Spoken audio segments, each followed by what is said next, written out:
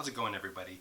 I'm coming with another tech video. I haven't done one of these in a while. Last video I did, I repaired one of my tablets.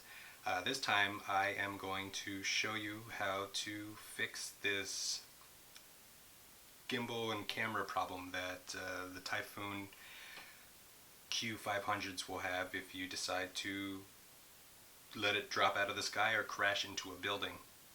So what happened to me, I had it in smart mode, which is not good when you're expecting it to be in another mode and you're pushing forward thinking it's going to go forward and it actually is going in the opposite direction. So in my case, all four of my propellers broke and the drone arm broke, but that's fine.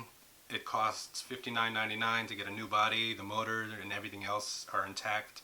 So I ordered that from Amazon and I'm waiting for that to come. The other issue that I've seen a lot of people online having is the gimbal ripped off of the drone, and what you end up having is some people had the entire part come off, some people just had a single rubber from the gimbal come off, but it looks a lot worse than it is. And in my case, I had all three wires from the gimbal rip right out of the PCB board.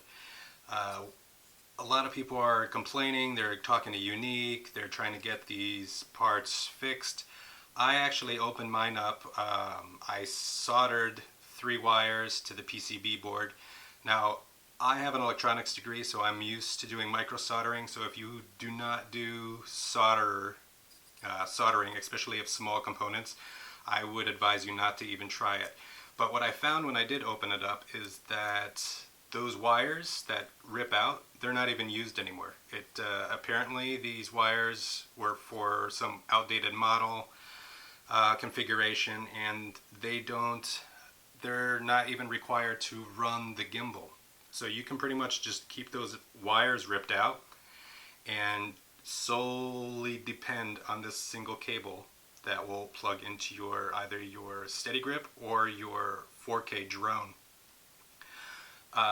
So I ended up soldering the wires. I soldered two wires, and when I got to the third one I started realizing, trying to follow the paths, and I realized that this cable is doing the exact same thing.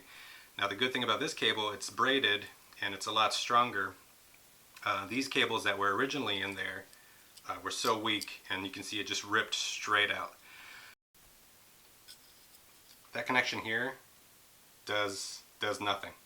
As far as I can tell, the drone works fine with the camera, the gimbal, the steady grip works fine with the camera. So when you get to this situation, if you just want to pretty much skip that part, and what you want to do just to get the gimbal back together is, see this rubber piece is going to go into the hole. So what you do is kind of just wedge. Be careful you're not going to rip the rubber. What you want to do is just kind of just wedge all. You got to wedge the rubber in the hole. It's fair enough. Simple enough.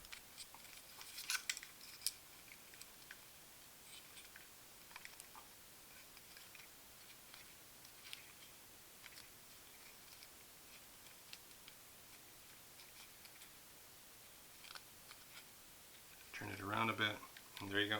There's one in there. I have the other two out, and then this one,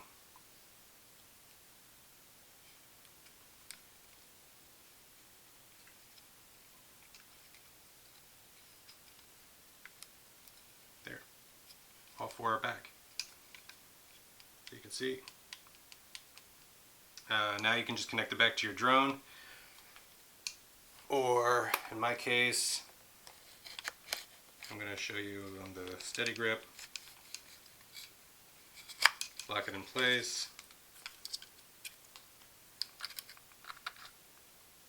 Plug that wire in. Put it on a flat surface. Turn it on.